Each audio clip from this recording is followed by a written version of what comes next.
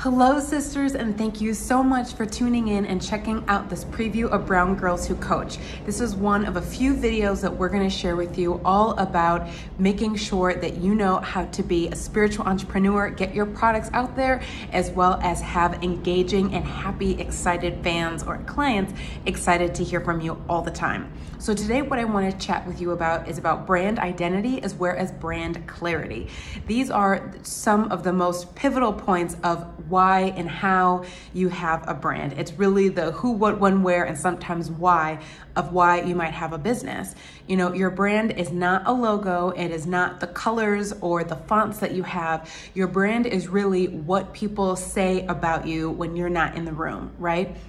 It's how people describe you. A complete stranger might describe your brand, your business, without you having to put words in their mouth. So your brand is really important. And so when you know what your brand is and your clarity, then it makes it super easy for other people to explain it as well. It doesn't mean that it has to be a quick, fancy, fun phrase, but it does need to be something that's concise, easily tangible, and makes sense. It's common, it doesn't even have to be common language, but the words that you use have to immediately create some type of sense or feeling in the person who is reading your post or getting your emails. Otherwise, they're going to be confused, and confused buyers never buy. Let me repeat that. Confused buyers never buy. So when you're first starting out and being an inspiring spiritual entrepreneur, what you want to ensure is that your brand is concise, short, and sweet. You want to start sharing taglines or phrases that you enjoy using, as well as if you enjoy using 3 key words that really resonate what your brand truly stands for. And that's super important, because when you can continue to repeat those same 3 words over and over again, or you can continue to use and reuse your tagline or your key phrases and quotes, that's really important. And that is how subconsciously over time that messaging and idea starts to formulate in your client's mind. And so when they start seeing or hearing things about you, it starts resonating and clicking faster, and hopefully those clicks of likes and follows turn into conversions of sales, which is super important and why you're here. So today I want to dive into a really awesome worksheet that we have. It's actually our lead magnet for Brown Girls Who Coach, and we want to start with this because it's so important to be clear on your messaging, because when you know who your client, who your ideal client is, then they can more easily find you. Believe me, they're out there. And to be honest, there's probably millions of ideal clients out there for you, but your messaging is what's going to find them. And that has nothing to do with the images or the fonts or the colors that you have. It really has to go down to the words and the copy that you use. And so I have my notes over here on my left-hand side, which is gonna look like your right-hand side, but rest be assured I have everything we need to walk through a super fun and exciting video here with you today. So what I want to know, or what I want you to know, is that the first thing that you need to do, especially right now, I know we're all looking at our branding and content creating as well, so we can get that product out there in front of our clients, is to really get the advice of what your clients want, or what are they actually saying. This is one of the first things. So of course you want to know who your ideal client is, their demographics, who are they, what is she, like using, what websites does she visit, all of those questions. But most importantly, where can you go to get evidence of what you want to create is valid and something that they want to purchase? So you have to step out of your own mindset and get into the mind of your customers. Where do they actually visit and frequent? Do they listen to a certain podcast? Do they, love a specific kind of, not just personal growth books, but more specific than that, personal growth books for entrepreneurs who want to work less than 4 hours a day, or not just a tech designer, but a tech designer who's also side hustling veterinarian, right? So we need to get really specific and find evidence all over the internet. It's out there, as well as look at your, I don't want to say competition, but look at your your sister friends, what are they doing? Or, if you know that somebody out there, whether it's a big brand or a fellow small business, has something that you really enjoy, and you know that they're also looking and targeting your ideal client, look at their website, sign up for their email list, hear what they have to say, and let their languaging support you in formulating exactly what you want to create as well. This is super important, because it's one thing to have in your mind what you think they want, but then sometimes when we then launch something, because it's what we think they want, we launch to crickets, and we don't want that for you, right? Who wants that? Nobody. So what we want you to do is get evidence first that this is something that they're asking for.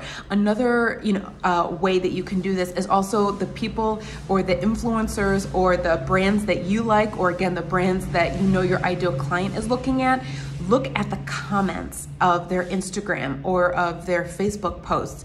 That literally is gold. Same thing with Amazon reviews. If you're a product and you know that there's a product already out there that is similar to what you're trying to formulate, look at the customer reviews on Amazon or on Etsy. That is really the gold nuggets right there of your messaging, and how exactly what they say is exactly what you can then repurpose and recycle to use for the copy that you are going to be supporting them and solving, right? Because at the end of the day, you're solving a problem. Everybody has a problem, and you're a solution to that problem. So even Cartier and Gucci, they're still solving a problem. Maybe it's a want, but they also underneath that, there's a problem of this thing is going to make me feel rich, right? Or wealthy or luxurious. And so we want to make sure that your product, your service is solving a problem, because if it's just something that's a want, they can easily put it on the shelf and say, oh, I want that, but actually there's other things I need first.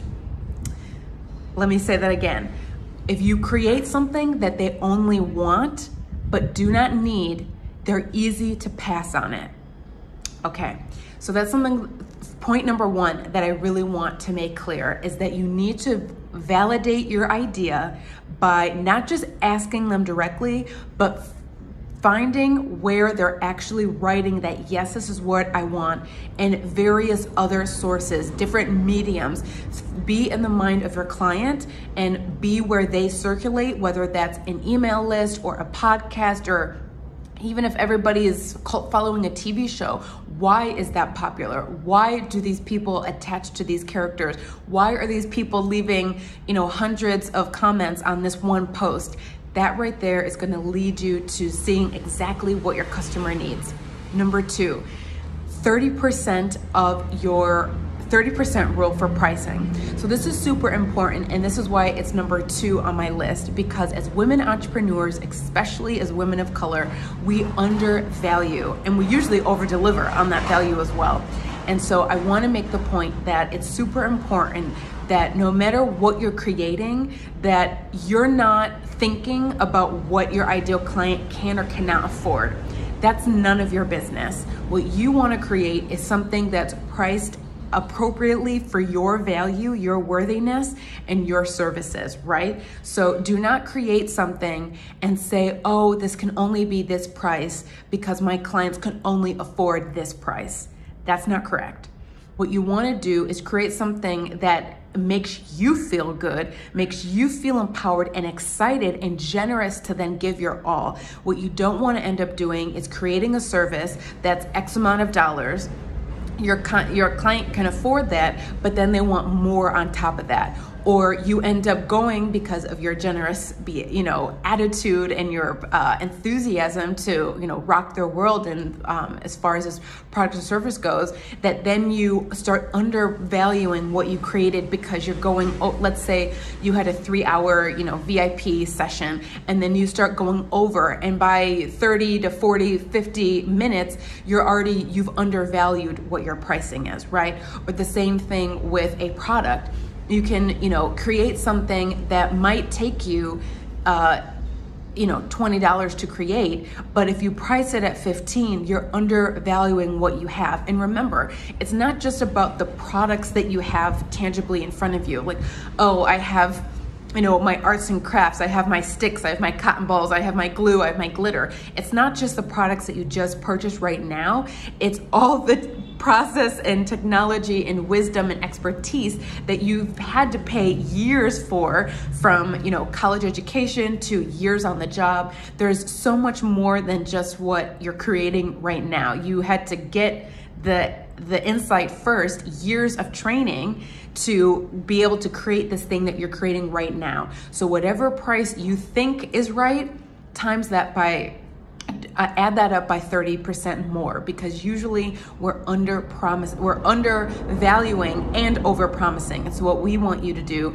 is get the value that you deserve, that makes you feel so generous and so excited that yes, I have somebody to purchase at this level. So then when you do raise your prices, it's not a significant jump, because what we've seen is that women can very easily burn out because they're doing too much up front and they're not charging enough because we think our clients can't afford a specific thing. And believe me, your ideal client is out there and she can or he can afford exactly what you want to put out into the world, and it is priced appropriately. It makes you feel good when you deliver it.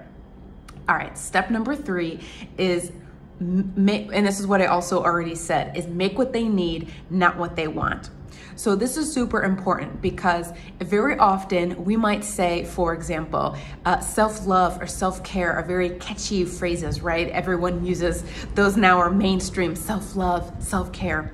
But what we need to make sure is that we're not saying things, A, that are just catchy, and B, because if everyone's saying it, including your brand, and you're a small brand, then you're really just amplifying what the big brands are saying, right? If Sephora says self-care, for your skin, and a small brand also is saying the same exact thing, who do you think they're going to go and follow? The multi-million dollar brand that probably started that phrase, or the smaller brand that just piggybacked off something and there's no real validation there, right?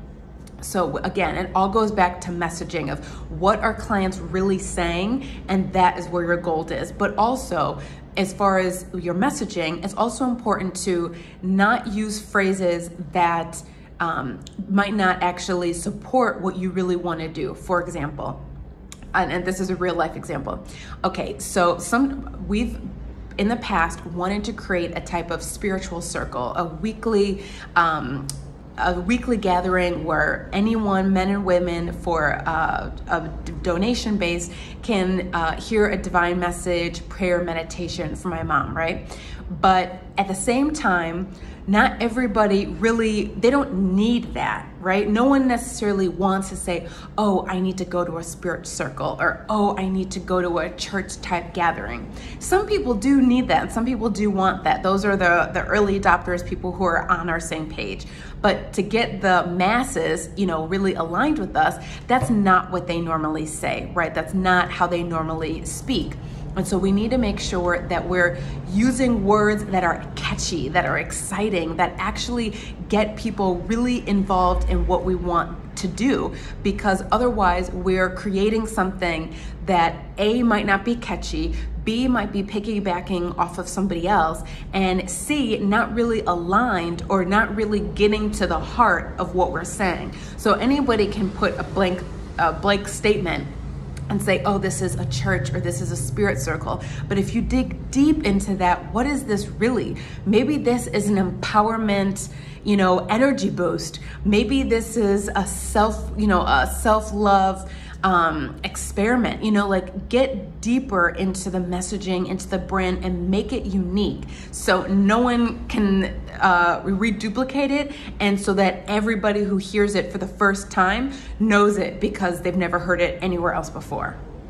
Okay, step 4 is make it sellable, make it hot and exciting. This is super important because you want to make something that is mutually beneficial to both of you, right? And this is why we also like to say to pre-sale things before it's 100% created. Because again, what you don't want to do is spend hours, weeks, days, months in creating something and then get excited to launch it, and then there's only a few buyers ready to launch it. What you want to do is get people excited while you're in the creative process, and only create 20 to 30% of it, right? So let's say you're creating a course, or you're creating an online, style service, or even a VIP day, or a day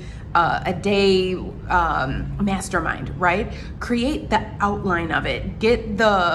If this was like a sandwich, get the bread ready, get the bread toasted and buttered, get it all super exciting for you, and know what your messaging is, know the dates, know the key phrases, know the pricing, but you don't need the meat yet. You don't need the avocado and the lettuce and the Dijon mustard and the arugula. You don't need all of that yet. What you need to do as soon as you're done formulating what you really want is you then need to go and share that with your people. You need to put that in your email. You need to share it with your friends and let them share it with other people. You need to put that in your social media post, because at that exact moment, when you're at that super exciting phase, even within yourself while you're creating, that's when you're really at this juicy point. It's not when it's all done, tied up in a beautiful bow.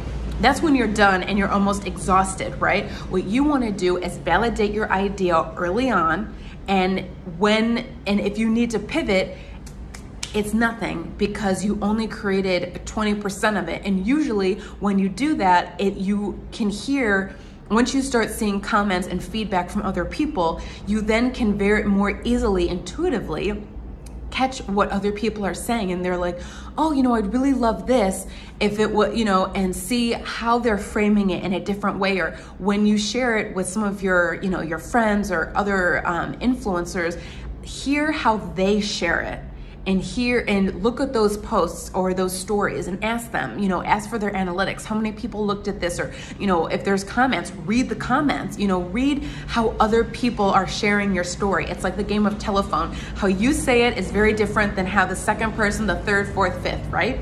And so that's why it's super important. It's all about your messaging and getting people excited for it. When you're excited, when you're at the bread stage, is going to support you in getting people excited. And again, that validates you along the way, and it gets money in your pocket as soon as you're, really getting into the meat of it. See there? The meat and cheese of it. And so then when you are continuing to create, you're going to have an amazing seller, because you already have money coming in the door for it. And that supports you in validating your idea and getting them excited about it. You're even more excited because you already have money coming in. So see how that formulates? So get people excited. And if it's a product, get people excited in the behind the scenes, the making of, right? Tease a little bit. These are the materials. Guess what I'm creating? Oh, now I'm doing this. Share all the minute and the macro stages along the way.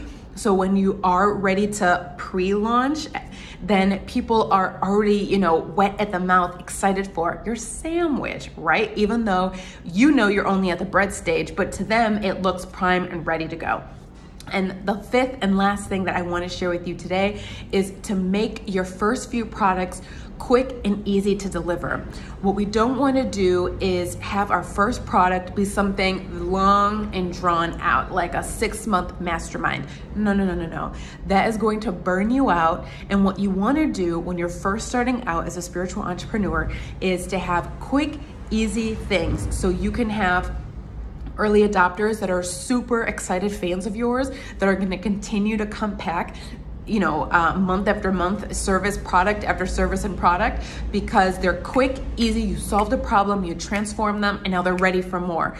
Sometimes when we create long, drawn out things, especially in the early beginning stages of a business, is that people lose steam. You're gonna lose steam, they're gonna lose steam. The transformation magic is not gonna be quick, because it's a 6-month or a 3-month, program. And so what you want to do is create things that are short and sweet, that give them a lot of high value content at the right price point, but also is going to be delivered quickly in a week, 2 week, 30 day, 21, 7 day, 14 day trial, because you want to get as many people in as possible. And if you're stuck doing a 12-person mastermind for 6 months, well, guess what you're going to be doing for 6 months with only 12 people or 20 people? What you want to do is get 50 people into a 30-day or a 7-day sprinter, then 70 people into a 21-day transformation challenge, and then 100 people in a 30-day. And guess how many people you just had? You had almost 200 people in 3 months, whereas you had only 20 people in 6 months. So make your things hot as butter. Make them super hot and get them excited and get them in quick, hot and fast ready with the right messaging over a short amount of time, so the transformation is quick and easy. And then when you pre-sale, the next thing, they're already in. And guess what? They're so excited for the quick turnaround that you gave them and the high value content that you gave them. They're gonna go around and tell their friends. They're gonna give you a testimonial. That's what you can use in your messaging and your social media or your email posts. Those are the people that are going to support you in getting another friend in your next upcoming service. Those are the people who are then going to say, oh, you know what, I have a podcast that I know you'd love to listen to. Let me see. Those are the people who are going to really be your early people, who are going to go out of their way to support you. And the same thing is when you create a lot of quick things over a short amount of time, people start seeing that, you are creating multiple posts, you're creating multiple things in a short amount of time, and that's gonna build your social influence and affluence a lot quicker than doing one thing over a long period of time. So I hope these 5 branding tips have been really supportive for you. Again, as a quick review, it is find evidence of what your clients want, the 30% rule for your services, give yourself 30% raise off the bat, if not more. Make what they need, not what they want. Make it sellable and exciting, and make your first few products quick and easy to deliver. So again, there's a super fun worksheet that goes along with this, all about your brand identity and clarity. And again, this is all for you. So it's what you put into it is what you get out. And I hope this has been insightful for you and something that you can return to again and again to make sure that you are in alignment with valuing yourself, as well as building your brand in the quickest and easiest way possible. So thank you so much, and stay tuned for more. My name is Miana Melendez, here with Brown Girls Who Coach, co-founder with Tanya Gonzalez, my mom.